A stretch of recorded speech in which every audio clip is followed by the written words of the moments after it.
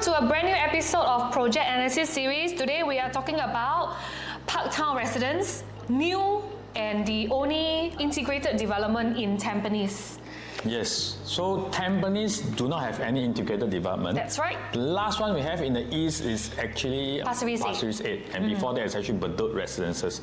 So we do not have many integrated in the whole of Singapore. So today we are going to dive deep into Parktown to show you in terms of the pricing, how we think that the developer will price it, and with such pricing, why do we want to predict this? Because we want to understand if we have a range of pricing, we can pre-plan what are the top choices unit that we want to go for in terms of different types of units. So we want to be prepared. We want to prepare all of you to be able to go down and book a right unit. That's one thing. To be honest, if you look at Parktown this time round, they are going to preview on the 7th of February.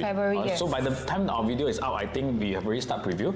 And Alta is also 7th of February. Same day. And Lentor Central is going to be on the 22nd. Lentor is going to launch on the day of Alta and Parktown's sale day. Yes, correct. So they are going to start their preview on the sales day of Parktown and Alta. So what is happening? This is exactly like what we have encountered in the last November, which Trump Park launched 1 week earlier, then we got EOK and Nava on the same day. So actually, in terms of having so many launches coming in together, and they are all quite mega launches, which means that there is quite a lot of eyeball on all these launches. There will be another wave of a lot of buyers coming into the market. This is what we can see. But of course, we also do not want to anyhow go and buy a property. True or not? So today we are going to run through and tell you in terms of what price is a right price that you can actually enter, what are the best type of units or facing that you should be focusing on. From there, then you can make a better decision. Yep. Okay. And this Parktown Residence unit, when we were discussing, right? My God, the number of floor plans is insane. I think if you have the brochure and look at the floor plan, you'll probably be very confused. So rest assured, we have sorted out everything for you. And there's also words on the street saying that Parktown is going to launch about 2005 PSF. In our most honest opinion, that is definitely not going to happen because it's quite scary if the average is 2.5, right? if they are going at 2.5, I probably think we would not sell very well. Because we look at the size of the units. So later we are going to share a bit more, not just on Tampines, because Lentor Mansion have done 2.4 also. Yep. 2.3, 2.4. But there is a strategy that Lentor Mansion actually engaged is that they have very, very small units. So their 2-bed, 1 bath is 527. Also for Parktown, later you can see the floor plan, you understand that the chances of them launching at this price point are not very high because they do an average of 2.5, which means the highest will be maybe about 2.7. Multiplied by their floor plate size. The quantum is going to be very challenging for this area. So we strongly believe that it won't happen. I think most probably we will be having an average of about 2.3, 2.350. So we're going to discuss same thing all the way from 1 to 5, but today we are going to do it differently. We are going to do 5 to 1. Why? Because we want to use this to gauge the prices. Because why? Because if we know the 5-bedroom prices averagely will be around how much from lowest to highest, we know that usually the 4-bedroom, even the highest will not exceed the 5-bedroom prices. So we can gauge the 4-bedroom prices also from there. Okay? So without further ado, we'll go dive deep into Parktown Residence. Project info. Okay, so this is an integrated development. As you know, the difference is that there will be shopping mall, then there will be a transport hub within the same building. Altogether, we are looking at 1193 residential units. Yes, 1193 here. And the estimated TOP is in 2030. Might be earlier, but this is in black and white.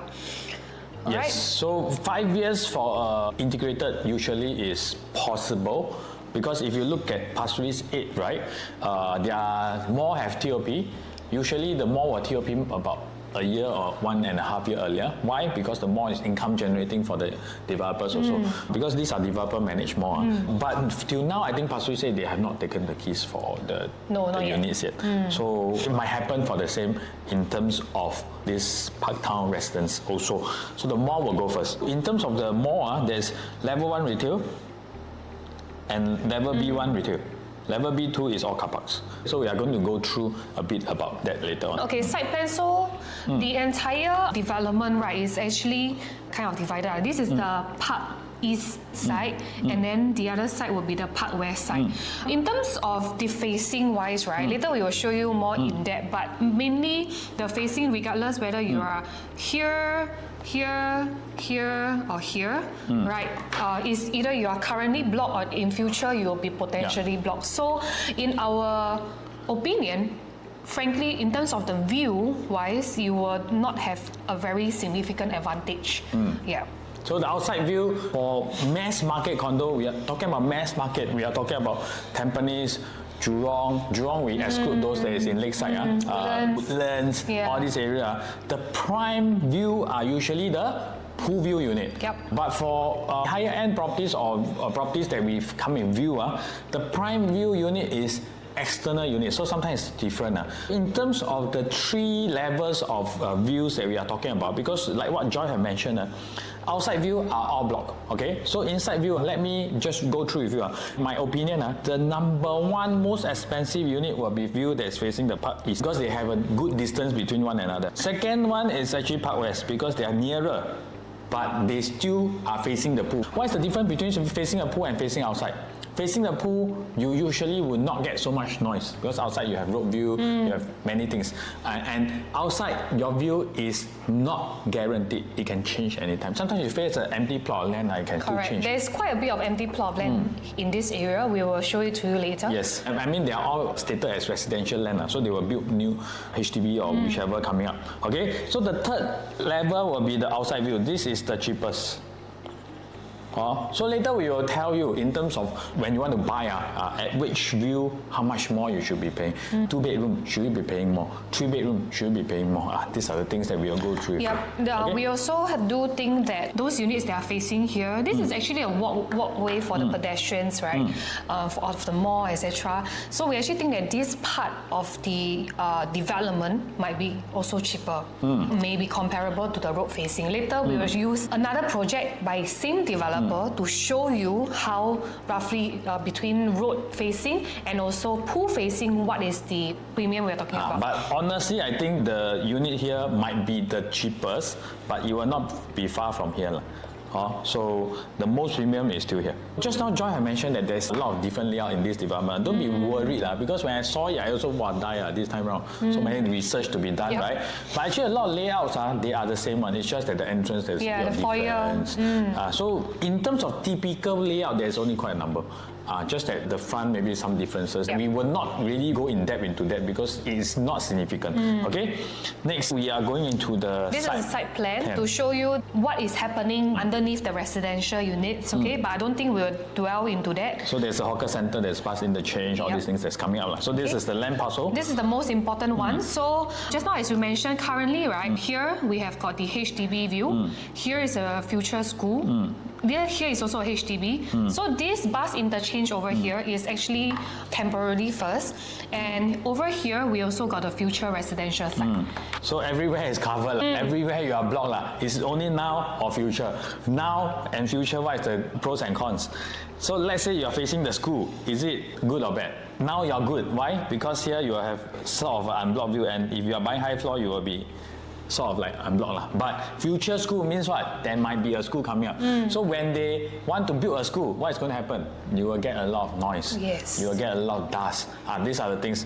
But you are facing here. This is guaranteed. It's really there. You are just blocked. So you are buying a block view. That's all. Simple. You are getting what you are getting. Okay. If you are buying here or here, same thing. You will have future residentials coming up that is going to affect your living condition. By the time you take keys, just nice they start construction. Wow, sin. A lot of time it happened in this way. There's a lot of project that is like that. Like one of the project that I bought, Affinity Serangoon. I bought the empty land. So not saying that, but buy at a very cheap rate because people buy 1,008, we bought 1,004 plus per square foot. But take keys about 3 months later, the HDB start building. I tell you now, it's very noisy and it's very dusty. Cannot open the window. totally cannot open because they are doing the foundation. So it's going to be very crazy. So these are the things that you need to consider, okay? Next one, onto the unit mix. For the unit mix, right, there is no normal one bedroom. We only got the 1+ study, which takes up about 6% of the total unit mix. The most numbers we are seeing is actually the 2 bedrooms.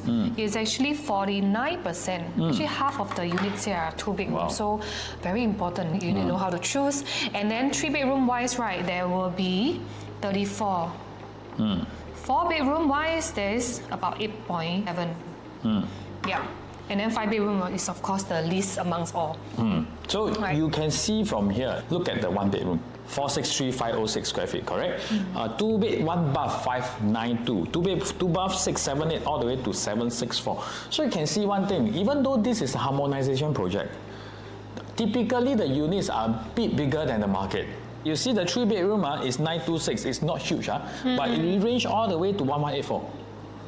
What do you mean by 1184? Do you know? OV, the 4 bedroom is 1216. And the 4 bedroom starting unit size is 1335, all the way to 1496 square feet. So if you have very big square footage, plus if you want to price it very high in terms of per square foot, overall quantum will be very high for Tampines.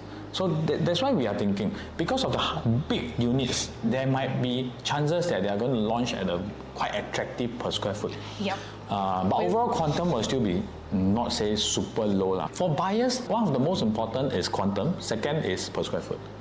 For developers, they build a 700 square feet unit and they build an 800 square feet unit. They sell this one 1.2 million and they sell this 1.2 million. What is the loss to them?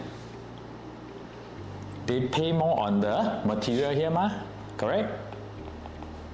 But in terms of how much they take back is the same. It's only the cost here is slightly higher, which means that they maybe pay another 50,000 more to do up the place. I don't know exactly the cost, but what I'm trying to say here is their main concern is how much they can take back for this absolute quantum in terms of the unit itself.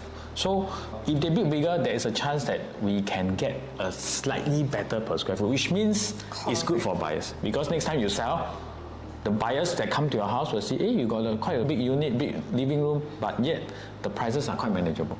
So these are the things that we need to really think about. So we are doing a prediction based on this. Yeah, this is also how we gauge the developer, what price the developer is going to launch because of the size of what they are pulling out.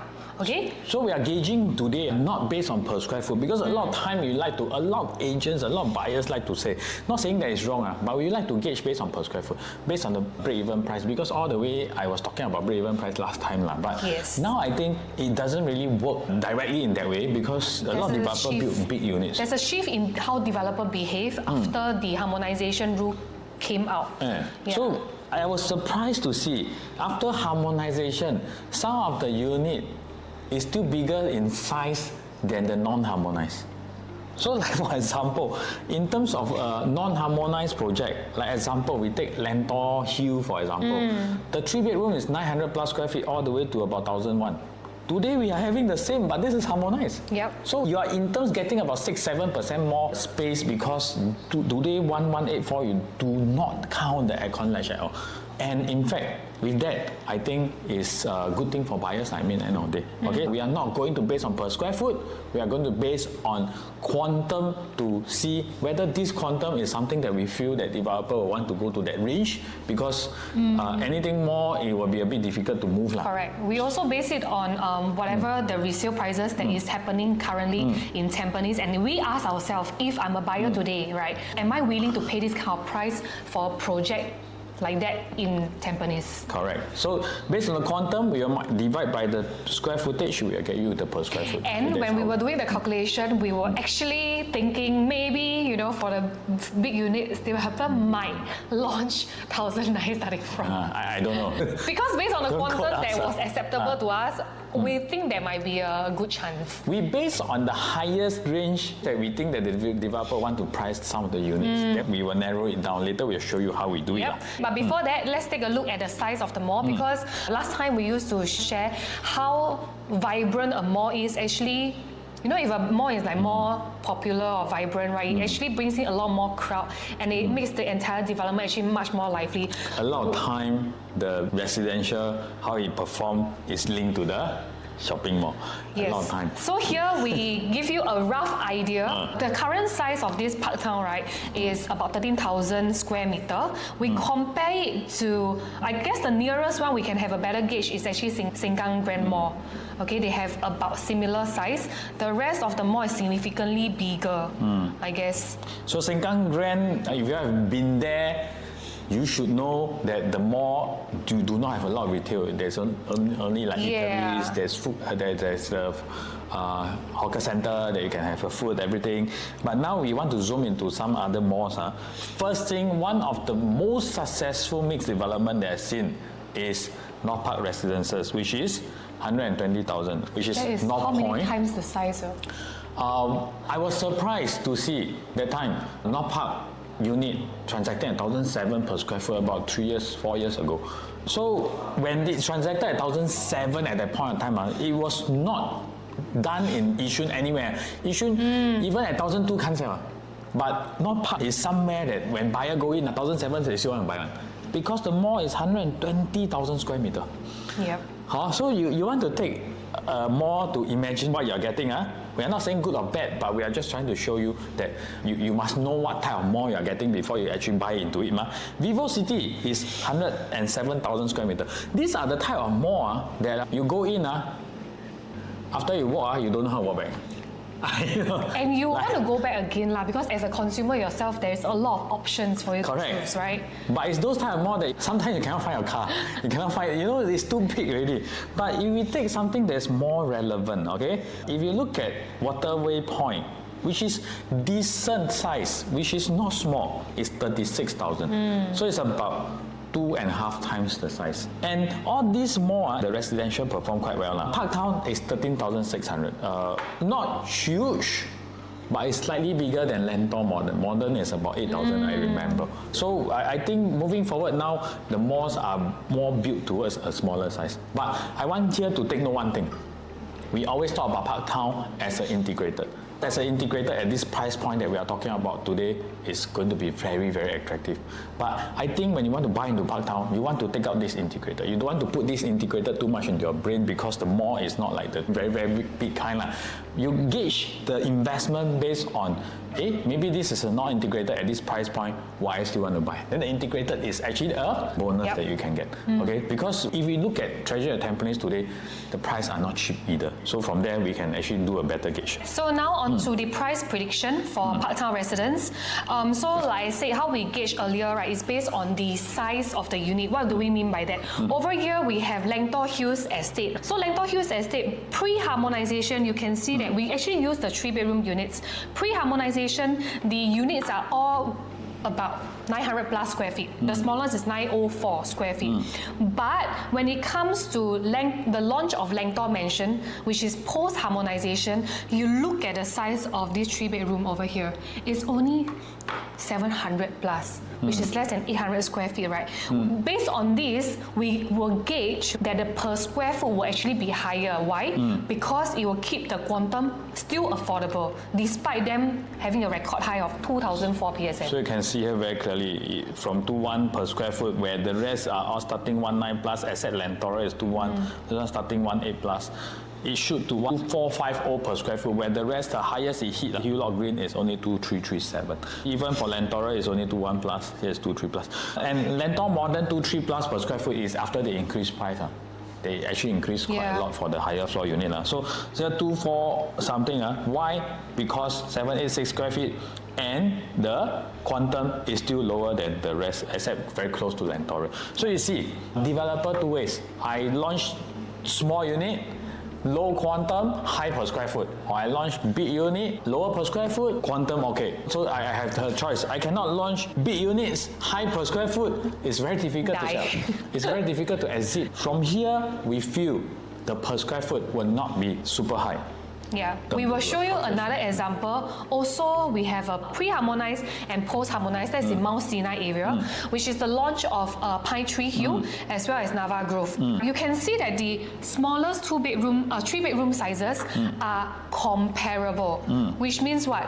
Which means the price in terms of the PSF, right, will be very similar as well, because ultimately the developer is trying to achieve the same quantum. But you just ignore the highest transacted, because Nava, I think they have not sold out all the high floor unit. If you look at the starting price, even though this is higher per square foot, the overall quantum is still the same. The actual unit that you get will still be almost the same, because this one you have to maybe minus off a bit of space because of the aircon latch, everything. So slightly cheaper, but slightly smaller in terms of the space that you're getting. So end of the day, developers still, their calculations still come back to how much they're going to take back. Huh? That's right. So when we take a look at what Park Town's, just now earlier when Alex mentioned the Park Town sizes, right?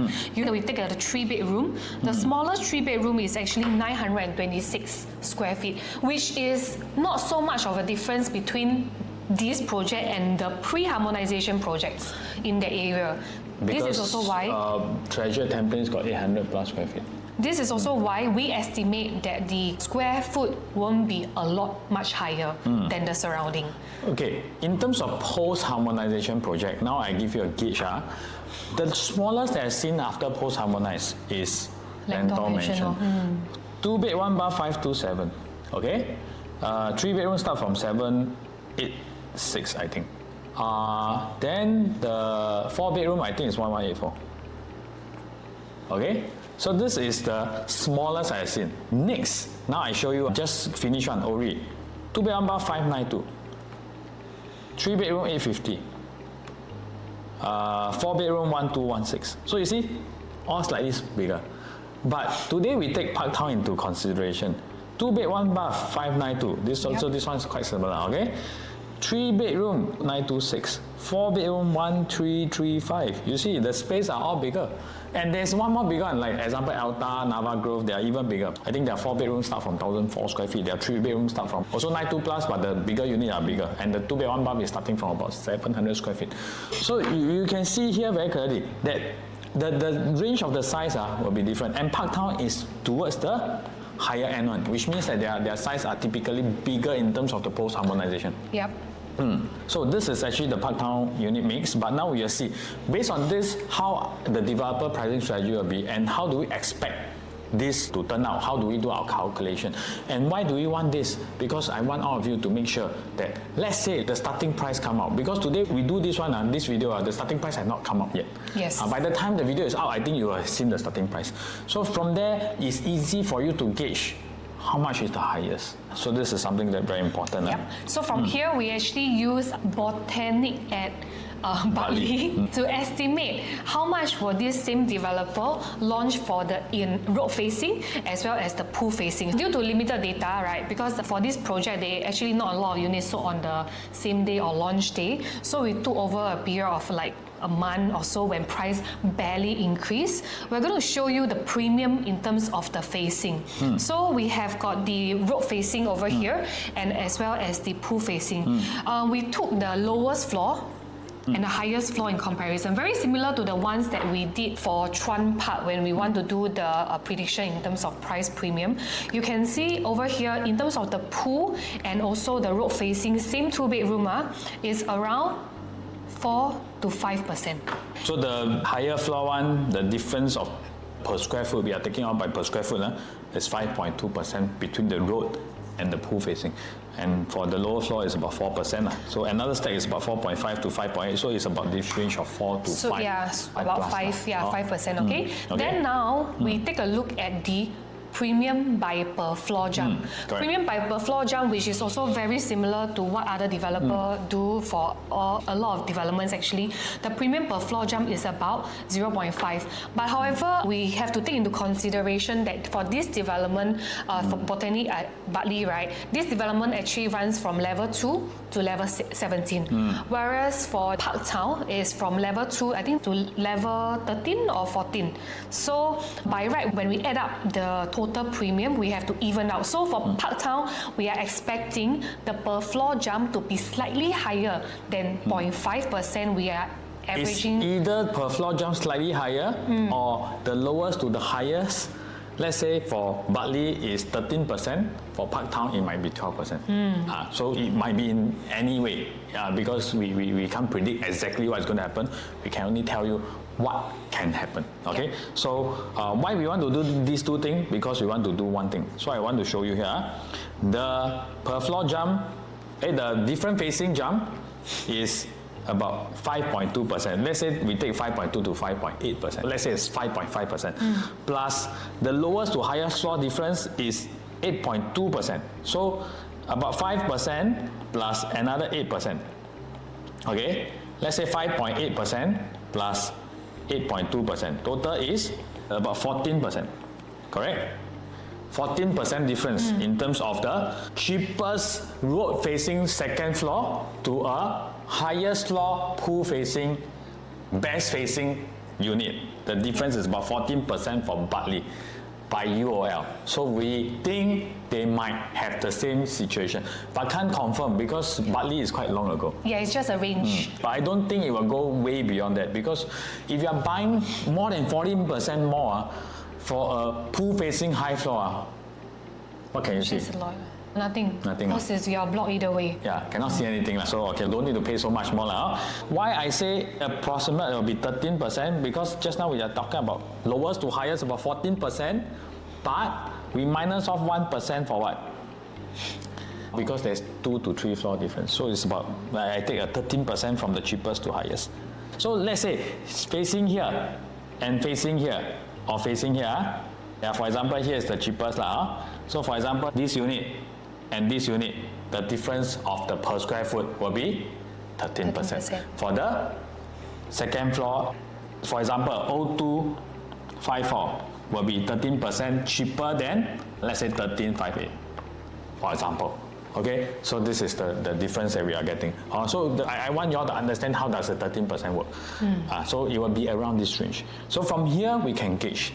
If their starting price, let's say they tell you, 2 bedroom starting 2200 per square foot. 2200, yeah.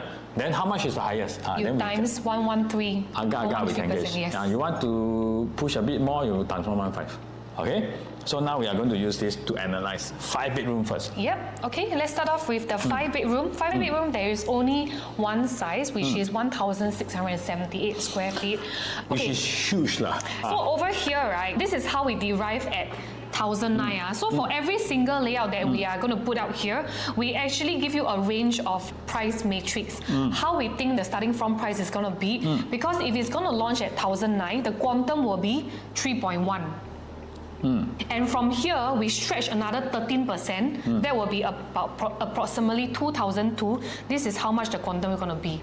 Because frankly, we think that for 3.6 million, close to 3.7 million in this location for a 5 bedroom, may be a bit of a stretch for the buyers over here. Okay, but just to highlight here a bit, we are using 13% for everything that we are talking about. But that's right. Actually, for 5 bedroom, we usually will not use that big a range. Why? Because there's only 2 stacks, and these 2 stacks are all premium stacks. Both inner facing. So which means that the difference maximum may be about 7 to 8% difference. So from here, from the starting price you have, you can gauge. But I would usually like to gauge based on the higher tier. So let's say the highest price is 3.7 million. We say we agak-agak because anything more than that, I don't know how to sell in Tampines, honestly. 4 million condo, you think can? You can buy landed there. Yeah. You can buy a freehold in the terrace. So how do we do this? So let's say we say a premium of 7% between the second floor and the top floor unit. So which means what? 3.7 million you divide by 107. Okay, you multiply by 100. Equal 3.457 million. Okay, so from here I divide by 1679 square foot, which is 2059, which is possible. So I think maybe the starting price may be around this range. What I mean, it might be starting from 1999 per square foot, or all the way to about 3.6 plus million. So from there you can work around the numbers. So why we want to do this? Because we want you to have a better understanding and better prepared for the launch. So for example, 5 bedroom, they give you the starting price. Actually with this, it's easy for you to gauge. You know whether I'm prepared to pay another 200,000 for the view I might not get. But if I want to pay another 200,000, where would I want to buy? I want to buy this tax, I try to avoid this step because here I got very unblocked view so even at higher floor I still get a good view So you get what I'm trying. So you have to plan. You have to plan ahead first because these two may still have some differences. Okay, so this is how we actually gauge. So for the 5-bedroom, honestly, if we come back here, we talk about the floor plan a bit.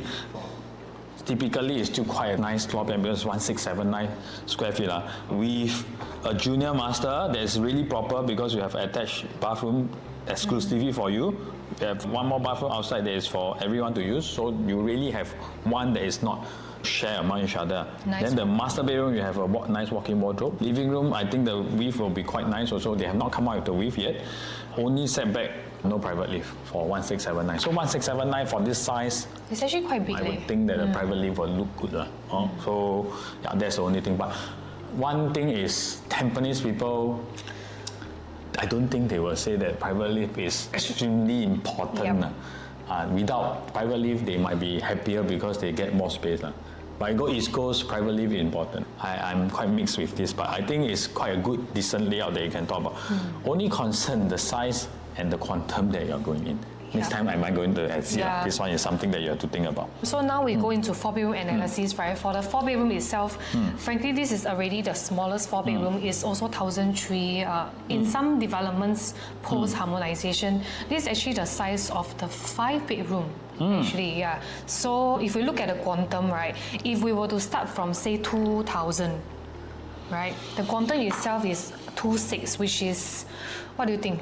Manageable? For 1,335 square feet, I think manageable. I think definitely there's still chance that it can start higher than this. You go everywhere now, it's about 2.5, 2.6 for 4-bedroom. Correct or not? So if they want to make it very attractive for buyers to come in, they will start here. Which I think they probably will because there's really 1,000 over units, right? Yes. Yeah. Let's say the developer want to price it right, 2,001 per square foot starting from, I think it will still move because at 2.8 million starting from. So possible. So the difference between the 2, 3, 4 and 5 is what? The 2, the range is big. The 4 and 5 usually the range are smaller. By range, what do you mean by range? In terms of the cheapest to the most expensive. So for example, you go to EOK, the cheapest 2-bedroom I think is about 2.5 per square foot. 2,005 per square foot. The highest is about 2,009 plus 3,000. Okay? The 3-bedroom is about 2,004 to 2,008. Okay? The 5-bedroom, I think it's about 2004 to 2006. Because there's only one stack. You get the bigger unit, if the range is big, it's going to be very crazy. So that's the difference that we will be seeing. So over here, they do have 2 different sizes. And you can see from the floor plan itself, it's very much similar to the 5-bedroom, except that for this 4-bedroom, right, it comes with only 2 baths. One is for the master, the other one is for the common use, which frankly, it's quite common these days to have 4-bedroom with 2 baths. I don't think that will be a huge deal breaker actually. But the only difference here is of course the foyer area, which frankly you cannot really tell much of a difference. Yep. Right. This one there's 11 units and this one there's 22 units. It depends on the price point because this one the differences are too small to really spot. Of course, if you ask me, this layout is better because you have privacy, but it really boils down to the price point that you are getting. So let's say this one left with road facing and this one internal facing, and the internal facing 5th floor and road facing maybe higher floor, about the same price, I would definitely go for this one, even though the layout is not the most favorable one. So you want to look at many factors to consider. First thing, for big units, my preference is always to buy the internal facing because they leave all the good facing to the big units. Second, of course, I buy the internal unit, I don't overpay also. So later we'll tell you the range. Because just now we actually gauge the worst unit and the nicest unit in the internal facing, right, will be about 13% differences. So actually, if you work out the math, right, for 13% based on say 2.8 quantum is actually quite significant. So afterwards, we will show you when it comes to the shortlisting of the unit, right, which one will go for in terms of internal or the road facing. Yes, because this one we have road and internal. So the gap might be still 13%. So if we start from 2.8, it will hit maybe about 3.15 million. So it's already very close to the 5-bedroom prices that you're talking about. Okay. If you have seen a lot of our videos, you'll realize that in ORI, it's very easy. No matter what tile unit, just add the same amount, go up the same percentage. But for Mid-rise, low-rise is a bit more tougher because you don't know what exactly the premium they will be putting. Too many facing. Yeah, too many facing. You don't know when the premium is going to be loaded. Okay. Correct. All right. Next one. This will be the other two of the 4-bedroom layout. It's not much of a difference from just now earlier, the 1335 square feet. The only difference here is again you see like it's a foyer. Right. Correct. And then this D4, which is this particular unit over here. This is the one and only unit that comes with a walk-in wardrobe for the 4-bedroom. So if you say which is the most preference, I definitely think that this one will actually give you a certain advantage because you're special. But end of the day, like I say, we still have to depend on the launch day, what the units available, how much we should be buying. So it's good that you do what thing. Once the starting price come out, you know the range is 13%. You start to plot the prices into all the units that you are looking at. So like for example, the cheapest we will predict that is the road facing, 1335 road facing. This will be starting from how much? So let's say starting from 2.8, this one will be cheapest. Then I start to plot up 0.5%. The next one is 2.814 million, correct? Then I plot up to the highest floor. Then I go to the next step in terms of the premium that we have put in both. No, at this rate, I think they also can become developer with the price matrix. I mean, we are not here to be developer. Key thing is if we have a AGA price matrix, on booking day, we check it's around the same. We already made our decision way before that. We don't want to go there, see price, then discuss. In the queue, discuss, can buy, cannot buy. What I tell you. Super stressful. So you know where is the point you cut off. Because I already know this one is how much, this one is how much. I already have a discussion with your family, with your wife, your husband to say, at this price point, we cut already. Unless we can get this very good view one. You have a definition of what you want already. So from here, do the plotting of the price of the unit type that you want, using what we have went through today. Okay, but if you do not know how to plot, you plot until you want to go crazy already, call us, we help you plot. Or we can help you aga plot. I can't say 100% accurate, but I would say we will be 70-80% quite close to the starting price. Yep. Okay, now on to the last 4-bedroom type, which is the 4-bedroom premium. So for the 4-bedroom premium, right, the difference here between the premium and the non-premium ones is that they have additional bathroom. It's the junior master lah. But frankly, I am not like quite a huge fan of this due to two reasons. One is because of the placement of the dining area is actually in front of the kitchen. So a bit slight inconvenience because you're just in front of the kitchen door. So I feel that is not very convenient. And secondly, when I look at the quantum itself, right? Too close to 5. Yes. I feel that this I might rather buy 5. Yeah, this size is a bit risky and what's more is internal facing. Yeah. So same way that we are going to gauge this, both internal, the gap will be smaller. I want to repeat this again. But external, internal, 13%. Internal, 7 to 8%. Or even 5 to 6%. So first thing, zoom down to the type of unit and layout that you want. Second, start to plot the prices. After that, decide where to cut off. Then on that day, you are very clear.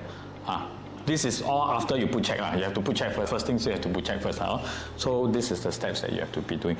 But in our opinion, if you want to buy this, you might rather buy the 5 first because the 5 low floor will be the 4 high, maybe pool view high floor. It will be around the same price. So that sums up our top choices for the 4-bedroom. The first one will be the D4, which is the 4-bedroom that comes with the walk-in wardrobe because this is the one and only stack available. And second choice will be the smallest 4-bedroom, which is 1335 square feet. And the last choice, actually we skip the 4-bedroom 5-bedroom premium altogether. We just go for a 5-bedroom low floor. Yes. So first choice 1356. Why? Because you will be looking very special. Because everybody will have no walk-in wardrobe for the smaller 4 except you. Everybody come and see the house. Next time you resale, they will remember your house because maybe they see 4-bedroom. Only your one will be in their brain. Hey, this is the one that is very different. This is a 2-panel. 2-panel over here. Yeah. Over here. And the key, you're only paying 21 square feet more. Which means, let's say I multiply by 2,002 per square foot. It's about 44,000 more. and you'll get something that is going to be only 12 units in the whole department. So first choice. Second choice is what everybody have, most of the units. But like I say, plot your prices, understand where you're going, then you go there.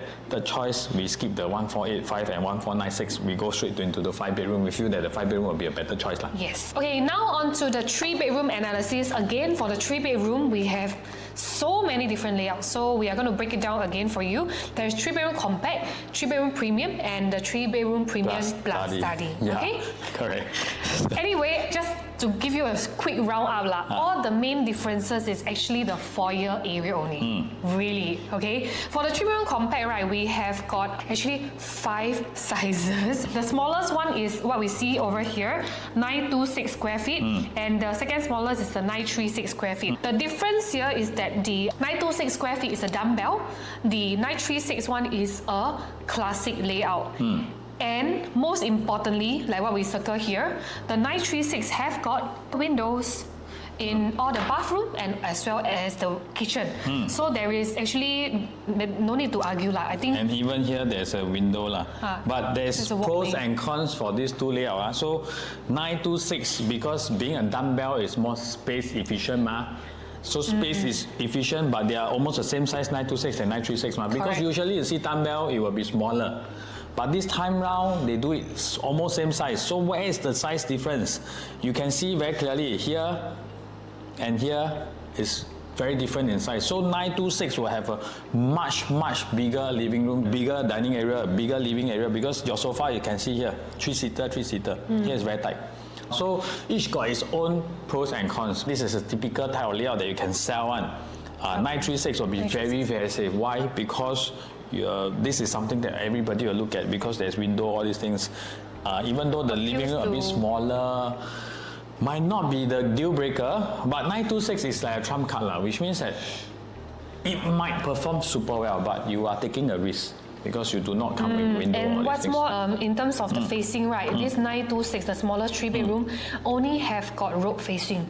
So in terms of price point, there may be stacks which have a bit of a lesser premium than the internal 936 facing. Yeah, correct. Okay. So key thing that we want to take note, living room and also the kitchen here is also smaller. So these two things is the main difference that we are getting. But you want safe investment, 936. Yes. You want to try your luck to see whether you can gain a lot, 926. Okay, because 926, there's no window, I'm a bit concerned on that part. Next 3-bedroom compact is the 947 square feet. Which are all the same as 936. Seriously, all the same. The only difference is what? Foyer. That's it. Yeah.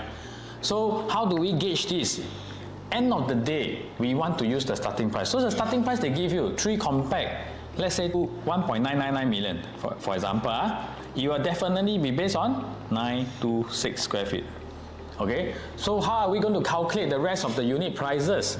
1.999 million divide by 926. How much is this? So for example, here, 2150. For example, all this I'm just giving you a gauge because you have to use the starting price that they are giving you to actually understand. So 2150, this is the base calculation of all my units. So I don't calculate based on 1.999 million times 0.5%. Why I don't calculate that way? Because there's so many different sizes that we are talking about. Correct? So I base on this one, divide by the smallest unit. I get this per square foot. This per square foot, I'll multiply by... We stretch. Just let's say the 13%. Good and bad facing, how much? Then I can start to plot my prices. Let's say the cheapest road facing is this price. Then the next unit is 0.5% higher. I will have another per square foot based on that. Then from there, if I want to use this for the 947, I use the same per square foot. 2150, from the cheapest unit, which should be the road facing, there's the lowest floor, multiply by 947. This will be my quantum for the cheapest unit of the 947. So from here, everything I calculate for the 3-bedroom, I need to use per square foot because there's many different sizes that we are talking about and they are all the same facing here and there. Also use this to actually plot your prices. So all your prices should be plotted with per square foot. Then after that, you want the exact price, you use the per square foot to multiply the size, you will get estimated prices that you are getting for that unit type. Yep. So, NA, for this layout, first thing decide whether I want 926 or not. 926 only 34 units. First thing, or I want 936 and 947. First step I decide. Decide already, then I have to base on this price point to plot my prices. On the launch day, I see whether what are the units available, what is my queue, whether there's still good unit, whether the price is okay, then I go and buy. Yep. So 2 steps. First step, decide on the layout, because these 2 layout, there's only 2 different layout Yes. in honest fact. The rest you don't need to care. Yep. So in terms of our top choice for the 3-bedroom, just now Alex has mentioned, is the 936 because that is really the safest and also the cheapest, Right. provided if you can get a queue number because very limited units, 28 only. Yeah, 28. So all facing out. I think most likely the cheapest should be around here because this one you still get a pocket view of the open view because just nice there's an opening. And why 936 rather than 947? Because 947 the extra space is all wasted. So don't need to waste time. But if your queue don't have, then you still have to go for 947. Correct. Honestly, I feel projects like that give you a chance to buy. You go to Ori, you want 850 also nothing to buy because there's only 2 stacks, True. 40th floor. So everybody just buy the same thing. But here, people all prefer the 936. If you go in at your queue, maybe you still got chance to buy 947 at a lower floor. Alright, now on to the 3-bedroom premium. The 3-bedroom premium, we only have got 2 sizes. 1066. 1066 itself got 6 layout. Okay, as you can see, we have also circled here. The main difference is for a year. I guess the layout wise we don't really have to go through. The difference between these and also the compact is that you have got additional storage. If you prefer, I think CP3, this one will be a bit more advantage because you walk in, this one is the very privacy area. This one everybody, you open your door, your neighbor can peek into your house. This one they can't see anything. So top choice will still be this one if possible. But end of the day, today, especially 3-bedroom, we always thought that 2-bedroom would be the most hot. The trend has shifted already. Last time used to be a 1-bedroom first one sell. Very long time ago, 500,000, 600,000, 1-bedroom clear first. After that, 2-bedroom sell first. Today, 3-bedroom move first. 3-bedroom is the first one to be sold out. That's why now the video that we are doing, there's a bit of changes. We don't just talk about what are the top choice unit. We talk about how to actually plan our strategy. How do we actually plan in terms of our prices so that we know that we don't kanchong go and buy a 2.558 million on the launch day, anyhow go and buy. Maybe 2.55 I can buy a 4-bedroom. If you know that your range is like that, you plot the 3 and 4, you know what are your strategy, at what queue, what are the units available. You can ask your agent, hey, 4-bedroom, what is the cheapest? Is this unit still available? You can see the chart, you will know. Then you can check the prices because you have a strategy in mind. Step 1, why? I plot the price out. I tell myself, this is the unit that I want to go for. So for example, 3-bedroom premium is the first choice. I want to go for 2.2 million all the way up to 2.35 million. If it cross 2.35 million, what's the step 2? Step 2, I want to go for 4-bedroom starting from 2.6 million. You have to plan your strategy along this range. You cannot just anyhow go there and hope that any unit come out, you just discuss on the spot and buy. Need time to discuss. So the way that we are doing video today is to help you prepare better with all the pricing estimated involved. Okay? Next, let's go on to the second size for the 3-bedroom premium, which is 1076. 1076, right, even though there's only one size, but actually there's a lot of stacks. And again, the main difference here is foyer. Yes. 10 square feet more, but just foyer. Same thing, 1066, 1076, all the different layout, the 3-bedroom compact, the 3-bedroom premium, the 3-bedroom plus study, all planned by per square foot because the 10 square feet actually make a bit of difference in terms of the overall quantum that you are getting. So based on per square foot to do the increment of prices of facing, then you plot your prices. Also want to emphasize one more thing, which is that for this particular 3-bedroom premium, there is actually a 1055 square feet, but we did not include it in because there's only one unit, so there's really no need to analyze. So on to the short list, or rather our top choices for the 3-bedroom premium.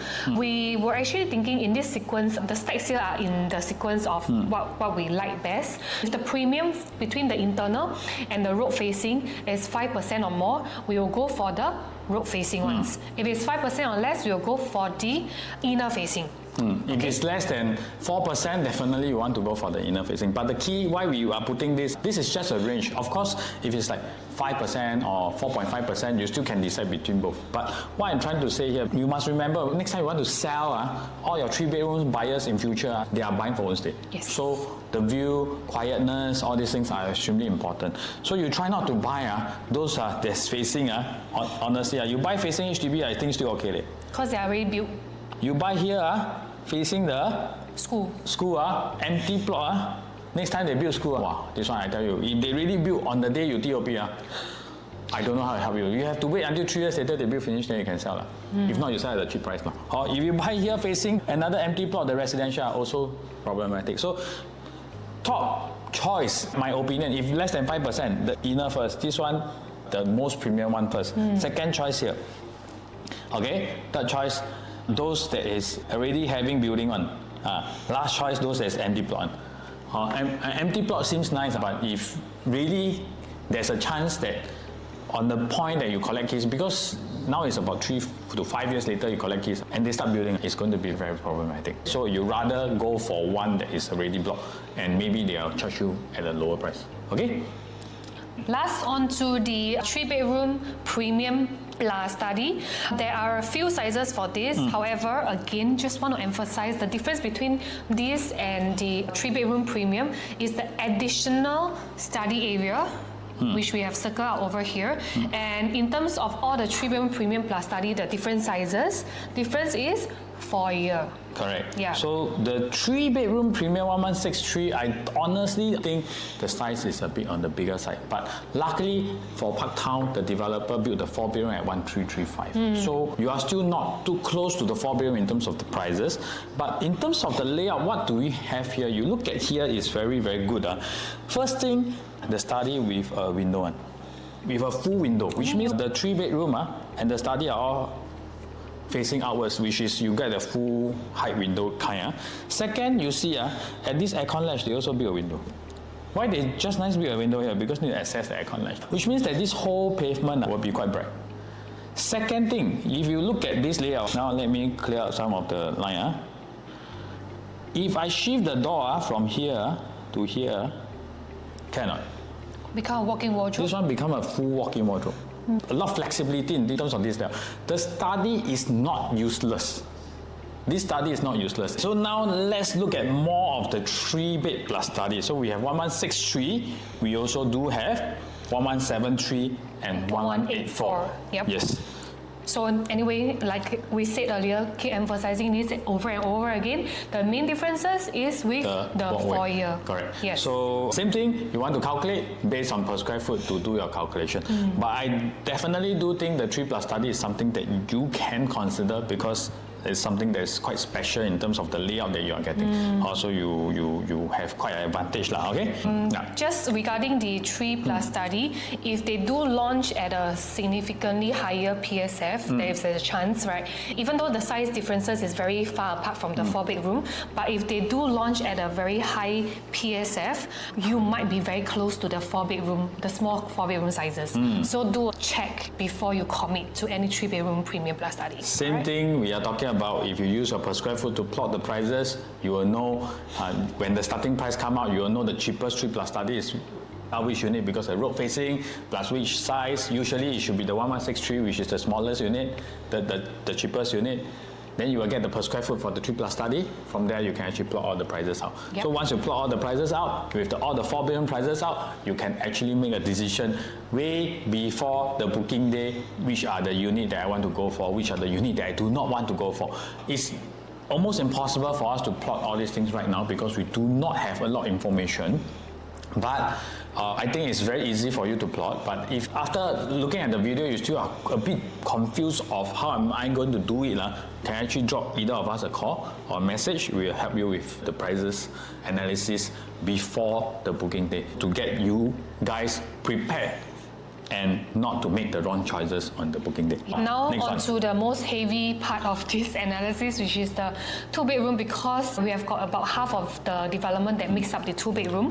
2-bedroom, we have got the 2-bed 1-bath, 2-bed 2-bath, which call it the 2-bedroom premium, then the 2-bedroom premium plus study. For the 2-bed 1-bath, the difference between the 2-bed 1-bath as compared to all the other 2-bedroom units is that for the 2-bed 1-bath, it comes with a kitchenette. There is no enclosable kitchen. And between these few layouts, the only difference is with the foyer, like with the 3, 4, 5 bedrooms. The next one we will go to is the 2-bedroom premium. For the 2-bedroom premium, we actually got 2 sizes, which is 678 square feet. You see, like 678 square feet, you still got like so many different layouts. But same thing here, difference is with the foyer, right? Then we have got the second 2-bedroom premium size, which is 721 square feet. This one is a bit unique because the kitchen is interesting lah. So if you look at the price metrics that we are putting in, we want to go through again. Here there is a road facing, there's an internal facing. That's why the range, we are putting quite a big range. So let's say starting from 2250, which we think possible because they want to attract in. They might start from 1.299 million. Usually developers like to do that. So from here to here is about 15% difference. Okay, then from here you can actually gauge already what are the price range that I want to go for. Okay, here also internal and road facing, the range is about the same. But if you look at the 721, we put a big range, but honestly there is road and internal. Internal which is facing here. So you want to see even some of them we never put the side plan here, but even if you see internal facing, you want to see the internal is facing here or facing here. Yeah. Or if it's facing here, the premium will be big. If it's facing here, the premium you might not see such a big difference. You will go back to the 7 to 8% difference in premium possible. You are facing here, this might be the 2002 one. Then this might be the higher one. Correct? Because this one is really blocked. This one is really you're seeing into other people's unit. So you have to gauge along with that to do your prices. But you can do 2 lah. Because this one we can't gauge exactly where is the premium. We can actually do here and here. One is here premium, one is here premium to prepare 2 price lists for us on the launch day lah. If developer is kind enough, maybe they can do it like Ori, where they give us the... They give us starting price for all unit type. But this one, they want to give all unit type a bit difficult lah, because got so many different types, right? That is quite, Last but not least, the 2-bedroom premium plus study. So the study area actually is a proper study area. We won't touch much on the layout, but in terms of the number of units, 113 unit. yeah, it's quite a lot there. Yeah, so I think for the 2-bedroom, our concern here, right, is that if you were to enter, how do you exit in future? And at what price should you enter at? And if you go at the higher range, 1.948. And if the 3-bedroom 926 is going at 1.99 million, this is the problem that we will face. So honestly, if I'm a buyer, I might cut off below after 1.8 million for the 2+ study. I usually do not like to buy too much of a plus study, because if you look at these two, this one is a 2-bedroom. Look at this. This is a proper 2-bedroom plus versus this one. This is only the difference. But the price range, this is 1.6 to 1.9. You look at here. This is 1.5 to 1.7. So it's about 200,000 for that space. But just not the 3-bedroom, we are talking about the study, you can actually convert. You can do a lot of things. But this study is really one corner. So I'm not a fan of this. My preference is still I want to buy a 2-bedroom standard one. Then after that, the study. And if you can see what happened to Ori, the movement of the units move in this sequence. 2-bedroom move first, 2+ study, 2 compact in this sequence. Then the last one is actually the open concept kitchen 2-bedroom, which we still have 1 unit left today. But in terms of this sequence, and this is the sequence that I think you should be buying if you are looking at investment. So first choice is still the 2-bedroom.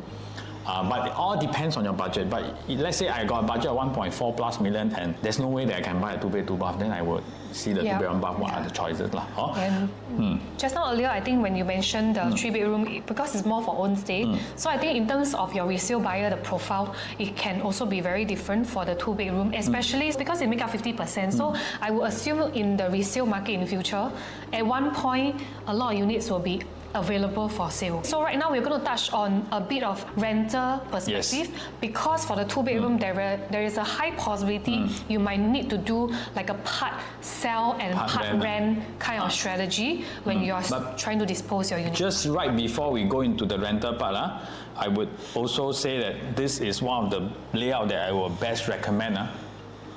Why? Just now Joy said this is special. This one is the only traditional layout 2-bedroom in the whole of Parktown, and there's only 61 units. Comparing to, you see this one, how many? 91, 68, 32, 40.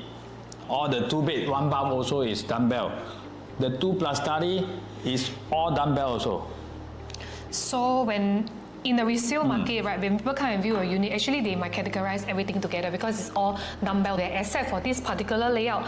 It's something new. Correct. They will not remember whatever they see. I mean, you as a buyer, sometimes you also feel the same way, right? When the project TOP, all the units look the same one because there's no furnishing, there's no renovation, nothing, all empty. So you go and see 10 units, 9 of them are dumbbell. You'll remember which one? You won't remember any. You only remember the one that is traditional because it's something that is different. So that's why I say this might be one of my top choice if you are looking for a 2-bedroom in Parktown. But I would tell you, on the launch day, this will not be the top choice because it is bigger, 721, and it's more expensive than the 678, but you get the exact same thing. But in resale market, this one will perform, it will sell easier. I wouldn't say you'll make more money, but you'll sell faster. And to be honest, if you're buying a 2-bedroom, your sales speed is extremely important because you have 2 choices. I rent it out and I sell. Very difficult to sell. Or I keep it empty and sell. I keep it empty and sell. There is incurring of money mortgage. Monthly interest every month that is going to burn into my profits also. So the speed of sales is very important for 2-bedroom. Because the other type of units, usually you will stay then you sell. So a bit different, it's the own use. Okay? Alright, now on to the 2-bedroom rentability. Because in the east side earlier we mentioned that there isn't a lot of development to do comparison with, as in like in terms of integrated and non-integrated. So over here we have got one non-integrated project, which is Treasure and Tampines. The other one is Bedok Residences. That is the most relevant integrated we can get in this part of the east. So what we're going to show you here is that in terms of 2-bedroom, how does a 2-bedroom perform in the rental market for an integrated versus a non-integrated. Okay, you can see over here for Treasure at Tampines, which is the non-integrated one, right? The 2-bedroom average around 3,003, right? And for Bedok Residences, which is the integrated development, average about 4,003. So we are talking about $1,000 kind of price gap. This will help us to assess later roughly how much we can rent out a 2-bedroom in Parktown for. All right. If you look at here, because we want to emphasize one thing, you might be seeing that this is 600 to 700 square feet, this is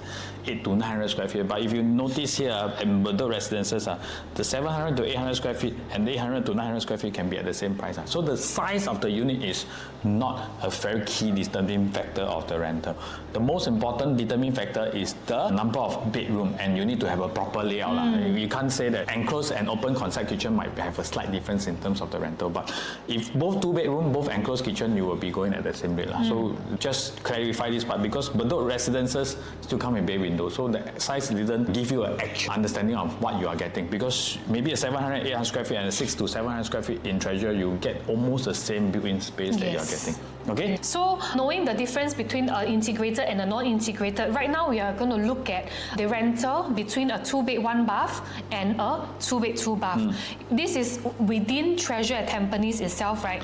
You can see that the 2-bed 1-bath and the 2-bed 2-bath, the average, right, actually not much of a difference, frankly. So if we were to translate this into a rental in Parktown, just now earlier we based on integrated versus non-integrated, right?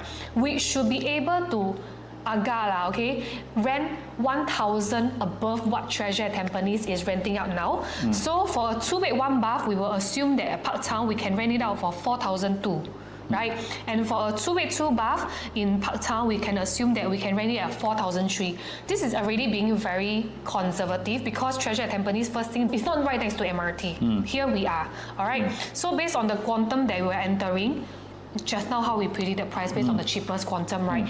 The ROI for the rental yield is actually better, slightly better for the 2-bed 1-bath because why? The size is smaller, your entry price is lower. Actually, based on our experience, the smaller the unit, the higher the rental yield. Usually it's around that. That is usually the situation. But of course, the setback about buying a smaller unit like a 2-bed 1-bath is that when you sell, it will be a bit more difficult. It depends on your strategy. If your strategy is I want to rent out one, then the 2-bed 1-bath might be a better choice. Like example, I got maybe 7-8 years horizon. I want to rent out the unit for 3 years. Then the 1-bath will make a better sense. But if I'm buying for sales one, then the 2-bath will make a better sense because the 1-bath is the only layout of a 2-bedroom. There is an open concept kitchen in the whole of Parktown. The 2-bath onwards are all enclosed kitchen. Enclosable, which is tucked in one corner, so you will have a big difference in terms of sales. Okay? Next one, we'll look at whether you buy a high floor unit and a low floor unit in Parktown, is it going to make any differences in terms of your rental yield? So over here, we took Bedok Residences as like a base again. In Bedok Residences, right, the low floor unit was actually rented at 3,008, and then the high floor unit was rented at 4,003. So if we translate again, now you translate this to Parktown, right? What do we see? Because low floor unit, we're estimating cheaper entry price also, right? So we only see like a 3 to 3.1% for the rental yield. Means what? Means in terms of whether you buy low floor or you buy high floor to rent out in Parktown, not much difference in terms of your yield. So you buy high, you pay higher per square foot, your yield is not really affected, it's still okay. Now the key is what? The key is the ROI that we are getting back in terms of buying low and high floor. Look at here, this is Treasure at Tampines. The low floor return on investment is 116%, the high floor is, the purchase price, this is 990, this is 954. So the lower floor bought cheaper, but they sell 1.23 million. Same size unit. The higher floor bought higher but sell 1.202 million. So for the 2-bedroom, the higher floor unit in mid-rise development doesn't really mean that it translates into a higher sales price, but it definitely is a higher purchase price. So this is the difference for a 2-bedroom here. Okay, so this is what is happening. Then next we look at this one. Bedok Residences. So now, this is the purchase per square foot, this is the sales per square foot. You can see this is inner, this is road. So what is happening? The road facing 150%, the inner non-road facing is 154%. The profit is the same. And the key thing is Bedok Residences is very special. The road facing is actually higher than the non-road because it's slightly higher floor. So they don't have much of a premium in terms of the road and the inner facing. But the road actually sell very close to the inner. So today if we change this, the road is 13% cheaper than the non-road. Or let's say we say same floor is about 8% cheaper based on Bartley. Okay, because this is last time development. 8% cheaper if they buy, which means they will make 8% more. Can I say that? So in terms of 2-bedroom, our advice, buy as cheap as possible, if possible. But not those facing that is very extremely difficult to sell, like you are blocked until the jialat one. But try to buy as cheap as possible. 3-bedroom, 4-bedroom, you're facing, what you're looking at is important. You need to really go and study the site plan. You need to really go and see the model. You need to take a lot of photo when you go and see the show flat. So that on launch day, you know this unit can or not. That unit facing what? 3-bedroom, this one got blocked or not. This one you must know. You cannot just based on guessing to buy, because on launch day, no time, no chance for you to go back and see the model. So take all the facing that you want, understand the floor level, do some notes, put into your iPad or whichever, I can refer back. If you have no one to do all this for you, then you maybe can call. You make it sound like being a buyer these days is very tedious. I don't think being a buyer should be so tedious. If you have a good agent. I think you should find an agent to help you do all the tedious job, correct? These are the things that we will do. But if you really have someone that you are working with and you really want to work with them, use all this information. I hope it can help you to make a very clear decision in terms of your booking. Bear in mind, the whole video that we are doing is for one purpose. Is for you to prepare, know what to prepare along the way, all the way to your booking day. Like taking photo, like plotting the price, like knowing what are the units that I want to go first, what are the cut-off point that I want to put in for Parktown. From there, you prepare everything, put properly in your iPad or in a notebook or whichever. On the launch day, on the booking day, you are very clear-minded on what you want. That's the most important, okay? Yep. So top choice 2-bedroom. We already mentioned. Just now I already tell you the 7 to 1. Last one will be the 1+ study. Okay, so for the 1+ study, right, there is actually 2 sizes. However, the other size, which is the 463 square feet, that one, only got a few units. So we are not going to dwell into that. We are just going to mainly focus on the 506 square feet. Just now, earlier, Alex had mentioned for a 1+ study, actually this is quite big, right, for a post-harmonized project.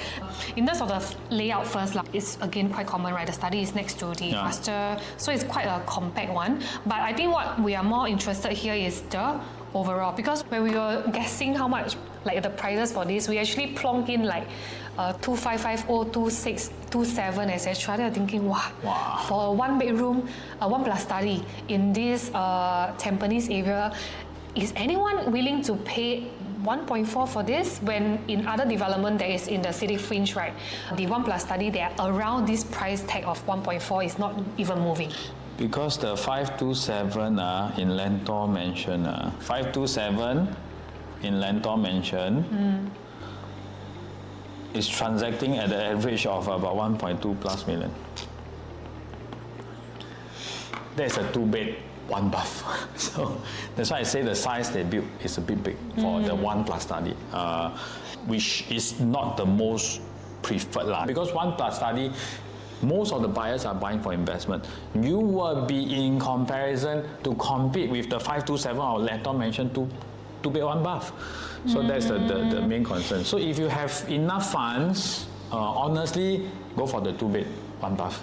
But if you want to get started and you already miss Lentor Mansion, then I think this is something that you can look at. The competitor can come from the resale market also. Yes. Yeah, because in terms of rental yield, the lower the content, the better the yield is, right? Correct. So honestly, investment-wise, unless own stay, you really love Tampines, you want to buy a brand new development, you want to be the first person to go in and stay, this is something that you can consider. But if you are investment-wise, I wouldn't strongly recommend. You can look at other type of layout in Parktown, or you can go and try.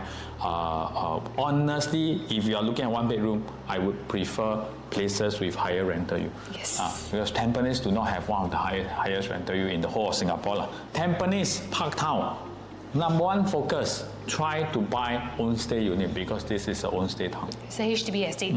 Correct. Okay? So in any case, we will see you guys in the next episode of Project Analysis Series, which is on Lentor Central. I think this episode of Parktown is very different from what we had done previously because I think this is to get you all prepared. If you really love this development, I wish you all the best. Give you the best ballot number so that you can use this to go and make your choices, because if your queue number is bad, you don't even need to see the video because there's nothing to buy. You can only buy whatever is left over. Correct or not? So wish you having the top 200 numbers so that you can choose whatever you want. Okay? I will see you again. See ya!